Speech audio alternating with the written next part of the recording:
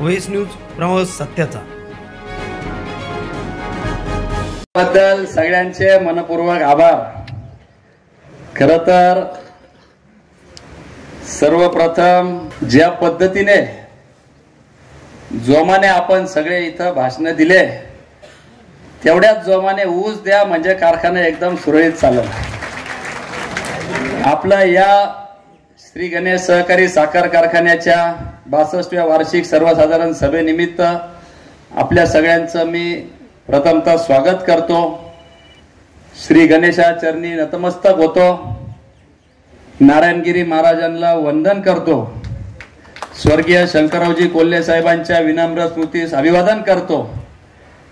त्याचप्रमाणे ज्यांची आवर्जून या जनरल मीटिंग प्रसंगी उणीव भासते आपले कैलासराव अशोकराव दंडवते पाटील, त्याचप्रमाणे चोळके नाना आणि ज्या दिवंगत सर्वच माजी संचालक यांना विनम्र अभिवादन करतो।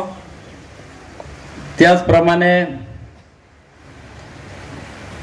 आज ज्यांच्यामुळे ही आपल्याला वार्षिक सर्वसाधारण सभा घेण्याची संधी मिळाली असे तुम्ही सगळे सभासद, तुमच्यासाठी एकदा जोरदार टाळ्या वाजवून आपलं स्वागत केलं पाहिजे। अनेक सभासद गेटवर उभे असताना म्हटले 9 वर्षांनी 10 वर्षांनी कारखान्यावर येण्याची संधी आम्हाला मिळाली आणि म्हणून आज हे खरं तर सगळा ओवापोव आता झालेला आहे।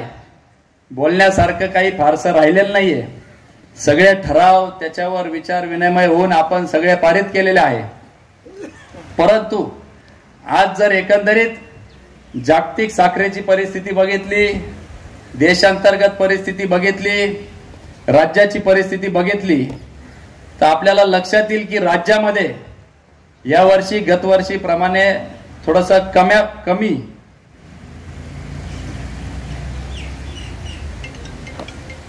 कमी प्रमाणात साखर उत्पादन होणार आहे। या ठिकाणी ज्यांचा आवर्जून नाव उल्लेख राहिला असे सावित्रीभाऊ थोरात माजी चेअरमन यांचं देखील मी या ठिकाणी त्यांना देखील वंदन करतो। खरं तर जागतिक साखरेची परिस्थिती जरी बरी दिसत असली तरी राज्यामध्ये या वर्षी गेल्या वर्षीप्रमाणे थोडेफार कमी प्रमाणात साखर उत्पादन त्या ठिकाणी होणार आहे आणि म्हणून आपल्याही परिस्थितीमध्ये आपल्याही परिसरात काही वेगळी अशी परिस्थिती राहणार नाही। आज जर आपण बघितलं गणेश कारखान्याचा इतिहास, 1998 साली कारखान्याची स्थापना झाली। प्रवरा कोळपेवाडी पाठोपाठ गणेश कारखान्याची स्थापना झाली। 57 साली पण 58 साली त्याची पहिला सीझन झाला। 57-58 साली जो काय असेल तो आणि त्याच्यानंतर कारखान्याचं कामकाज रीतसर चालू झालं। अनेक सत्तांतर त्यावेळेस झाले। तर आज आपण जर बघितलं तर कारखान्याच्या 58 पासून आजच्या कालखंडामध्ये जवळपास अनेक चढ उतार या कारखान्याने आणि या परिसराने पाहिलेले आहे। जवळपास 88च्या दरम्यान कारखाना अडचणीत गेला, बंद पडला। विखे पाटील कारखान्याकडे त्यावेळेस विखे पाटलांकडे हा कारखाना होता आणि त्यावेळेस 88-89 साली झालेल्या निवडणुकीमध्ये सभासदांनी निश्चय केला आणि कोल्हे साहेबांच्या ताब्यामध्ये हा बंद पडलेला कारखाना पहिल्यांदा दिला आणि त्यावेळेस सगळेच मंडळी धावून आली। कर्मचारी, सभासद, शेतकरी आणि एक वेगळ्या पद्धतीने सगळ्यांनीच आपापल्या परीने योगदान दिलं आणि गणेश पॅटर्न किंवा कोल्हे पॅटर्न म्हणून संबंध महाराष्ट्रात नावलौकिक झाला। आर्थिक बचत केली, गेस्ट हाऊस बंद ठेवले, कारखान्याच्या गाड्या वापर बंद झाला, संचालक डबे आणू लागले, अशा वेगवेगळ्या उपाययोजना कारखान्यांनी घेतले। पाणी अडवा, पाणी जिरवा, जवळपास 200हून अधिक गणेश बंधारे या परिसरामध्ये कारखान्याच्या माध्यमातून बांधण्यात आले।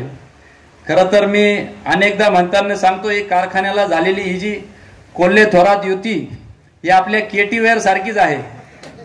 पाणी अडवा, पाणी जिरवा, परंतु समोरच्यांची कार्यपद्धत पाहिली तर लोकांना अडवा त्यांची जिरवा अशी काहीशी कार्यपद्धत समोरच्यांची आपल्याला दिसून येते। असो, त्या कालखंडानंतर भविष्यामध्ये आपण बंद पडलेला कारखाना चालू झाला।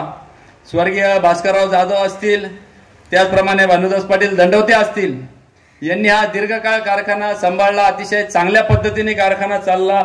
उच्चांक अशी रिकव्हरी या कारखान्यांनी संबंध महाराष्ट्रामध्ये त्यावेळेस घेतली. चांगल्या पद्धतीचा क्रशिंग सीझन आजवरच्या इतिहासात उच्चांक इतिहास काळखंडामध्ये झाला. पुढे जाऊन कारले पाटलांनी कारखान्याची धुरा सांभाळली, चांगल्या पद्धतीने कामकाज चालू झालं. परंतु मगाशी मी म्हटल्याप्रमाणे आडवा आणि जिरवा या धोरणाप्रमाणे खरं तर त्याची सुरुवात आमच्या गोदावरी दूध संघापासून झाली. आधी तिथं अडवलं, तिथं जिरवली. नंतर 2004ला आमदारकीच्या निवडणुकीत झाली. 2009ला तिथं आमचा पराभव झाला.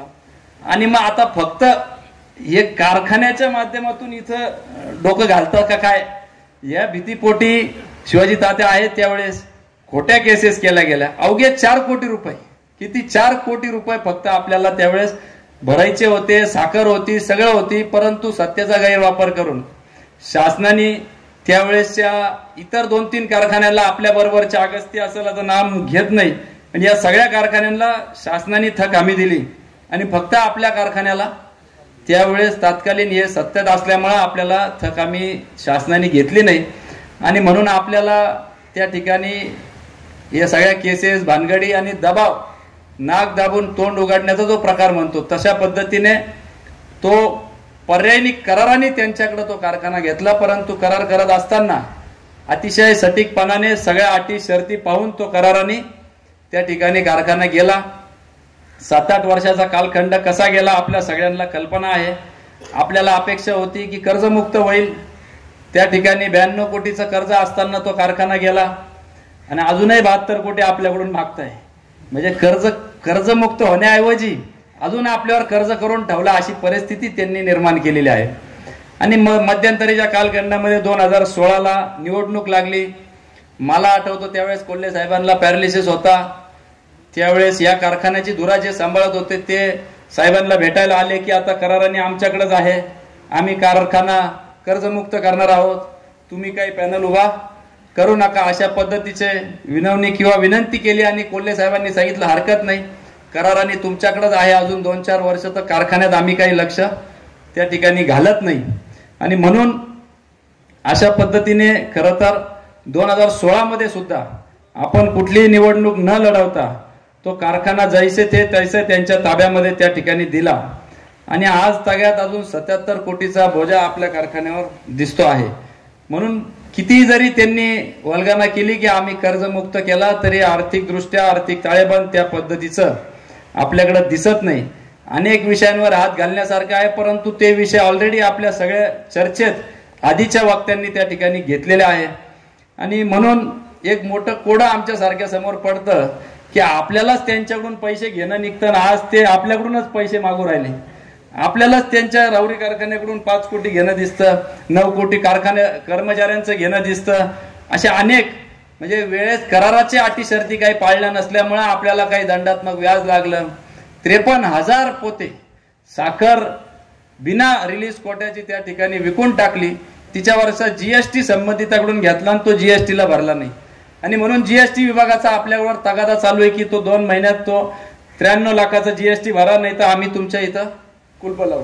म्हणजे यांनीच उलट्या चोराच्या बॉम्बला ज्याला आपण म्हणतो अशा पद्धतीने खरं तर या ठिकाणी कारभार सत्ताधारी असलेल्या या तिघांचे आमदार करत आहेत, नामदार करत आहेत. परंतु आपण जर बघितलं तर आज आपल्याकडे डिस्टलरी असेल, डिस्टलरी मधलं मोलॅसिस त्याचा अजून काही जुळवाजुळव होत नाही, पोत्याची जुळवाजुळव होत नाही, त्या ठिकाणी बॉयलरची जुळवाजुळव होत नाही, बॉयलरच्या किमती किती धरल्या पाहिजे याची जुळवाजुळव होत नाही. असा सगळा गैरप्रकार सभासद नसतानाही ठरावाद्वारे सह्यांचा अधिकार खासदारांना दिला गेला. त्या खासदारांनी त्या ठरावाद्वारे सह्यांचा अधिकार वापरून 5 कोटी राहुरीला देण्यात आले. असे अनेक गैरप्रकार. आणि ज्या वेळेस शिवाजी तात्यांनी ती सगळी मंडळी होती, काही गैरप्रकार नसताना देखील त्यांच्यावर ऑडिटर नेमून त्यांच्या प्रॉपर्ट्या जप्त करण्यापर्यंत मजल या सगळ्या मंडळींनी केली होती. आणि अर्थात बघता हे सगळे जे काय आज आपण चर्चा केली त्याच्यातून एकच दिसतं की त्यांचा कारखाना कुठेतरी अडचणीत आहे. आणि म्हणून गणेशच्या जीवावर त्या ठिकाणी आपल्या कारखाना सुदृढ कसा करता येईल असा एकंदरीत प्रयत्न हे सगळ्या मंडळींचा त्यांचा चालू होता. आणि म्हणून फारसं मी त्याच्यावर काही भाष्य करणार नाही. परंतु आम्हाला याची जाणीव आहे की आपल्याकडून अपेक्षा फार आहे आणि म्हणून त्या अपेक्षाप्रमाणे थोरात साहेबांनी सांगितलं, मागचं खरकटं सगळं विसरून जायचं, आपण आपला कारभार सुरळीत आता इथून पुढे चालू करायचा म्हणून आम्ही जिल्हा बँकेकडे अर्ज केला. जिल्हा बँकेकडे साहेबांनी, आम्ही सगळ्या संचालक मंडळांनी मंजूर केला. अगदी मंजूर झाल्यावर मी त्या ठिकाणी बोर्डात उठून चेअरमनचे आभार मानले की तुम्ही आमचे पैसे मंजूर केल्याबद्दल तुमचे खूप खूप आभार. ऊस तोडणी कामगार भरती आपण चालू केली. ऍडव्हान्सेस आपल्याला 5-10 कोटी रुपयाचे तिथं द्यावा लागतं म्हणून आपण ऊस तोडणी कामगार त्या ठिकाणी शोधून ठेवले आणि ऍडव्हान्स द्यायची वेळ आली. आपण बँकेकडे हाक मारली की आता आम्हाला ते रिलीज करा, आम्हाला मंजूर झालेले पैसे. तर बँकेने सांगितलं, बा आम्हाला असं प्रवरा कारखान्याचं पत्र आलेलं आहे की तुम्हाला काही कर्ज देऊ नका. मी त्यांना पेपरची बातमी दाखवली. अहो, त्यांनी तर पेपरला जाहीर केलं की आम्ही कुठल्याही आडकाठी आणणार नाही. हळूच तिथं एक जण म्हटलं, अहो यालाच तर विखे पॅटर्न म्हणतात, तुम्हाला लक्षात नाही आलं. असो, पण आम्ही त्याच्यामध्ये त्यांना समजून घालण्याचा प्रयत्न केला की असं काही नाही बा, आम्हाला तुम्ही कर्ज मंजूर झालेलं आहे, आम्हाला ते कर्ज उचलू द्या, आमचे ऊस तोडणी कामगार तिथं वाट पाहत आहे. परंतु आरजेडीचं पत्र आलं की यांना कारखाना यांच्याकडे नाहीचे. परत साखर आयुक्तांकडे तारीख लागली की या ठिकाणी तुम्ही आमचे, आधी आरजेडीचं पत्र 49 कोटीचं आलं, मग नंतर साखर आयुक्तांचं पत्र 72 कोटींचं आलं. बरोबर ना कारले पाटील? म्हटलं एवढ्या स्पीडनी चालले तर हे 200-400 कोटी आपल्यावर टाकतील. म्हटलं लवकर त्या नोटिसीला उत्तर द्या, प्रॉपर्टी अटॅच करा म्हणून पत्र आलं. यांना मज्जाव करा, यांना क्रशिंग लायसन्स देऊ नका, असे अनेक पत्र व्यवहार त्या ठिकाणी झाले. त्याच्या अनुषंगाने आम्ही राज्याचे सहकार मंत्री, राज्याचे सगळेच नेते मंडळींना आम्ही त्या ठिकाणी भेटलो. आम्ही आमची बाजू मांडली. आरजेडी कोर्टात देखील जाण्याचं आपलं नियोजन आपण केलेलं आहे. परंतु सत्तेपुढे शहाणपणा चालत नाही असं म्हणतो आणि म्हणून या ना त्या कारणास्तव आपल्या मागे हा ससेमिरा सगळा लावून ठेवलेला आहे. हे जरी किती काही असलं तरी एवढाच थोरात साहेब आणि संचालक मंडळाने आमच्या वतीने एवढाच शब्द देतो की कुठल्याही परिस्थितीत आपण हा कारखाना चालू केल्याशिवाय राहणार नाही, एवढंच या निमित्ताने आपल्याला सांगतो. खरं तर भविष्यामध्ये खूप काही उपाययोजना आपल्याला करायच्या आहे. ऊसाचा तुटवडा आहे. सुदैवाने थोरात साहेबांच्या मदतीने आपल्या परिसरामध्ये निळवंडेचं पाणी फिरणार आहे. त्याच्यामुळे ऊसाची कालांतरासोबत ऊसाची संख्या वाढणार आहे. त्याचबरोबर महिंद्रा अँड महिंद्रा ऍप सारखे ज्याच्याने आपल्याला सटीक पद्धतीने कळणार आहे उपग्रहाच्या दृष्टीने की किती क्षमता किंवा किती रिकव्हरी त्या प्लॉटमध्ये आहे, किती टनेज त्या प्लॉटमध्ये आहे, त्याची अंमलबजावणी आम्ही आता संजीवनीला केलेली आहे आणि महाराष्ट्रातील आता इतरही कारखाने त्या पद्धतीने कामकाज करताय. 3WDचं सॉफ्टवेअरची अंमलबजावणी भविष्यात आपल्याला करावं लागणार आहे. तुमचं वेट किती झालं, तुमचं इथं सगळंच त्याच्या आधारे तुम्हाला शेतकऱ्यांना त्या ठिकाणी मिळणार आहे. कंपोस्ट खत आहे, चांगले दर्जेदार बियाणे आपण देण्याचं उद्दिष्ट आपलं त्या ठिकाणी आहे. डिस्टिलरी सारखं आपल्याला उपपदार्थाच्या माध्यमातून कसं आपल्याला वाढवता येईल हे सगळेच दाखले खरं तर आहे. परंतु याचा मूळ सगळ्याकडे जातो, तो पाण्याकडे जातो आणि अनेक सभासदांनी त्या पाण्याच्या विषयावर या ठिकाणी प्रश्न मांडला. विशेषतः आपण जर बघितलं तर 1972च्या आधी आपल्याकडं दारणा आणि गंगापूर धरण होतं आणि त्या धरणाच्या माध्यमातून जवळपास 12.5 TMC पाणी आपल्याकडं उपलब्ध होतं. आणि कालांतरानंतर आपण जर बघितलं तर वरती नाशिकच्या भागामध्ये उपसा सिंचन योजना वाढल्या, त्याच्यानंतर त्यामध्ये लिफ्ट वाढल्या, इरिगेशन वाढलं, औद्योगिकरण वाढलं आणि आपल्याला पाण्याची तुटवडा भासायला लागला. आणि म्हणून नंतरच्या काळामध्ये खरं 90च्या दशकामध्ये आपल्याला हा तुटवडा भासायला लागला आणि त्यावेळेस भाम, बाहुली, कश्यपी, वालदेवी, गौतमी हे सगळे धरणं आदरणीय कोल्हे साहेब होते, आदरणीय थोरात साहेब होत्या, या राज्यकर्त्यांनी त्यावेळेस आपल्याला मंजूर करून घेतलं. जवळपास 13.5 TMCचं पाणी आपल्याला अतिरिक्त त्या ठिकाणी उपलब्ध झालं. 2000-2004 नंतर पुन्हा नव्याने आपल्याला तो प्रश्न उद्भवायला लागला. मेंढीगिरींचा उल्लेख या ठिकाणी केला, मेंढीगिरीचा अहवाल त्या ठिकाणी आला. तो थोडासा अन्यायकारक आपल्यावर होता आणि त्याच्यामुळे त्या अहवालाच्या अनुषंगाने आपल्याला काही अडचणी झाल्या आणि मुळात हे त्रुटीचं खोरं आहे आपलं. आणि याच्यासाठी पश्चिमेचं पाणी पूर्वेकडे वळाल्याशिवाय आपल्याला गत्यंतर नाही. अनेक प्रकल्प सरकारने हाती घेतलेले आहे. थोरात साहेब मंत्री असताना सॅडल गेट अप्पर वैतरणाचं त्या ठिकाणी त्याचं टेंडर निघालं 105 कोटीचं. त्याला जवळपास 1.5 वर्ष झालेले आहे. ते काम अजून अद्याप चालू झालेलं नाही. मी माहिती घेतली का चालू झालेलं नाही बाबा, 2 TMC पाणी आम्हाला लगेच उपलब्ध झालं असतं. फक्त अप्पर वैतरणाचं पाणी ओव्हरफ्लोचं समुद्राला जातं आणि इकडे जर सॅडल गेट बसवलं तर ते पाणी आपल्या खोऱ्यात येऊ शकतं. त्याचं 105 का 108 कोटीचं साहेब मंत्रिमंडळात असताना त्याचं टेंडर निघालं, कॉन्ट्रॅक्टर नेमला गेला आणि माहिती घेतल्यावर असं लक्षात आलं की तिथं महसूलची काय अडचणी आहे गेल्या वर्षभरापासून. त्या शेतकऱ्यांच्या जमिनीचा काही प्रश्न आहे आणि कॉन्ट्रॅक्टर म्हणतो ते शेतकरी तो काही आमचा काम चालू करू देत नाही. आणि म्हणून दुर्दैवाने, आपल्याच सुदैवाने म्हणायचं का दुर्दैवाने माहित नाही, पण आपल्याच जिल्ह्यातील महसूल मंत्री तिथं आहे आणि तो जर प्रश्न लवकर मार्गी लावला असता तर आतापर्यंत ह्या उन्हाळ्यामध्ये ते 2 TMC पाणी सुद्धा आपल्याला काम पूर्ण होऊन उपलब्ध झालं असतं. असे अनेक प्रश्न खरं तर आपल्या समोर. पश्चिमेचं पाणी वळण बंधारे 30हून अधिक वळण बंधारे, त्यातले 3 TMC पाणी त्याच्यातून उपलब्ध होणार आहे. 4 TMC पाणी अजून 6 वळण बंधाऱ्याचं काम अजून हाती घेतलेलं नाहीये. पिंजाळ सारखं धरण जर लवकर मुंबई महानगरपालिकेसाठी बांधलं तर 10 TMC पाणी तिथं उपलब्ध होणार आहे आणि त्या धरणाचं पाणी मुंबई महानगरपालिकेला देऊन अप्पर वैतरणा 11 TMC पाणी या सॅडल गेटच्या माध्यमातून आपल्याला त्या ठिकाणी उपलब्ध होणार आहे. आणि म्हणून आपल्याला या सगळ्या बाबींकडे खरं तर लक्ष देऊन त्याच्याकडे वारंवार मागील काही दिवसांमध्ये 3292 कोटीचा आराखडा देखील मंजूर झालेला आहे, परंतु त्याला चालना अजून तितकीशी मिळत नाहीये. आणि म्हणून मी कायम म्हणतो पाण्याशिवाय आपल्याला गत्यंतर नाही.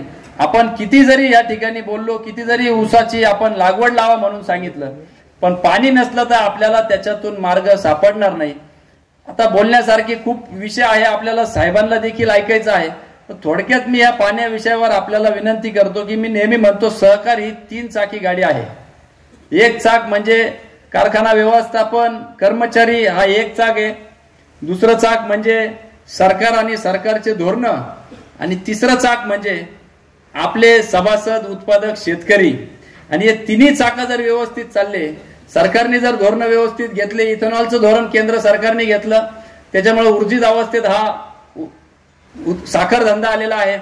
त्याचप्रमाणे MSP एक काळ असा होता की 2400 रुपये ऊसाला भाव आणि 1800 रुपये साखरेला भाव द्यावा लागला होता.